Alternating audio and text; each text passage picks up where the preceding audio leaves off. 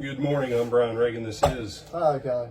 We welcome you to Mornings with Brian and Tyler. Today we're in Proverbs 20, verses 20 and 21. Tyler? Whoever curses his father or his mother, his lamp will be put out in deep darkness. An inheritance gained hastily at the beginning will not be blessed at the end. All right. This is kind of a given. But verse 20, if you curse mother or father, under the old covenant, you were supposed to be put to death for cursing your mother and father.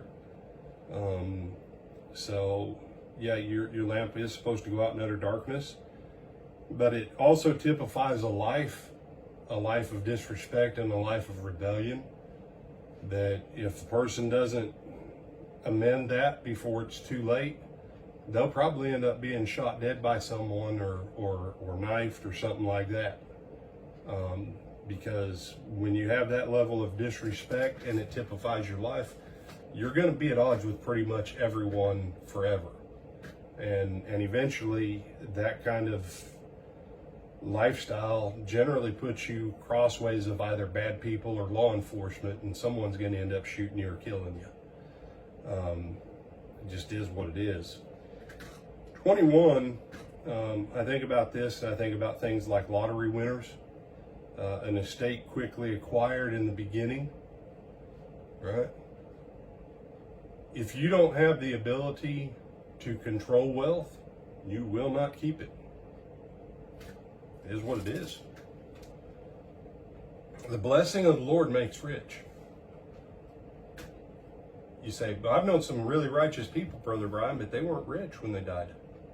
You mean to tell me they weren't blessed? Well, they may not have been able to handle the blessing of the Lord. The blessing of the Lord makes you rich. But if every time, $10 comes into your hand and $9.99 of it goes right back out, well, man, that's awful hard. People say, well, if I had $1 million, yeah, if you had $1 million, you'd let $999,999.99 of it go right back through your hand. That's why something as simple as tithing on Sundays and learning to live on 90%, and then tithing into your own bank account for your own savings. That's why it's such a big deal.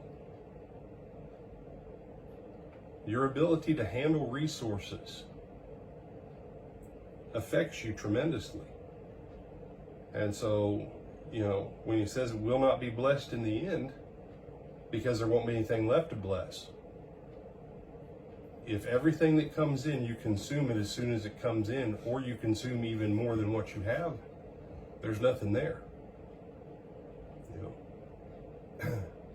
In days of old, Tyler, when people planted a garden, what did they also do? And I know that I'm asking a question that's probably hard to understand. But years ago, people used to let part of their crop go to seed.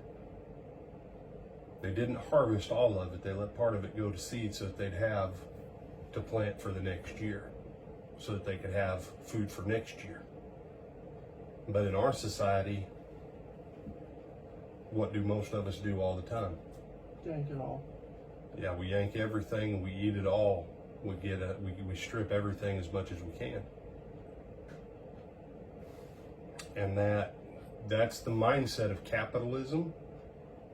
You've heard me talk about capitalism not being godly. Capitalism is not godly. Free market economy is godly. Capitalism is not. Capitalism says I'm going to take everything I can because I'm going to get all I can while I can today.